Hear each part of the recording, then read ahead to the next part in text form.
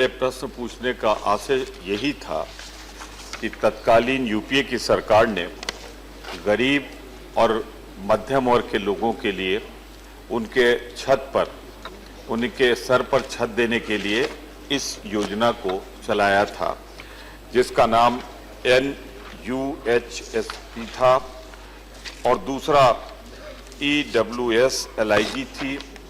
मैं जानना चाहता था कि जो एक कल्याणकारी योजना यूपीए सरकार ने बनाई थी, जिसके लिए दिशा निर्देश जारी किए थे, उसके अनुपालन में क्या हुआ।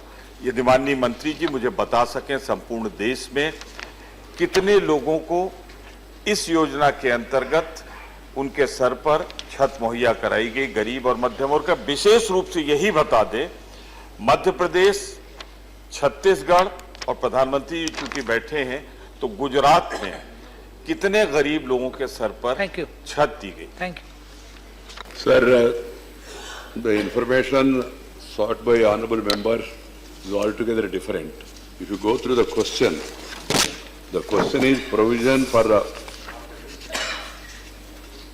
of certain percentage of land reserved by the states, private developers for economically weaker sections and lower income groups.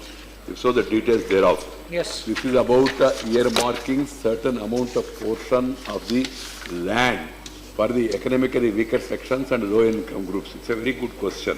Sir, I have collected information based on that question. What the honorable member is asking altogether a different thing.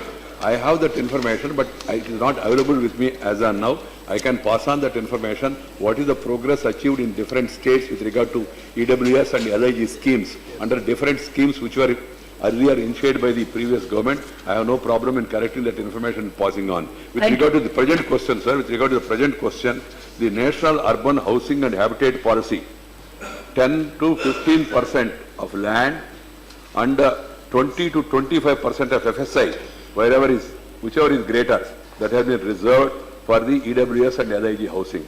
With regard to the houses under the National Urban Renewal Mission, earlier called as Jawaharlal Nehru National Urban Renewal Mission, reservation of 20 to 25% of developed land for EWS, LIG category. It was a mandatory reform condition linked with the release of 10% of central grant. Without that reservation for the weaker sections, money will not be released.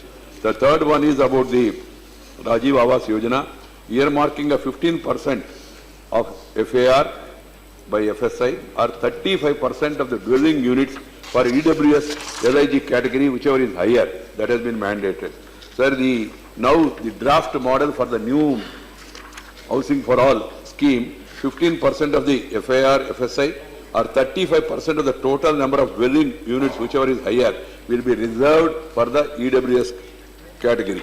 While preparing this report, sir, earlier you have seen the BSUP, IHSDP, all these schemes.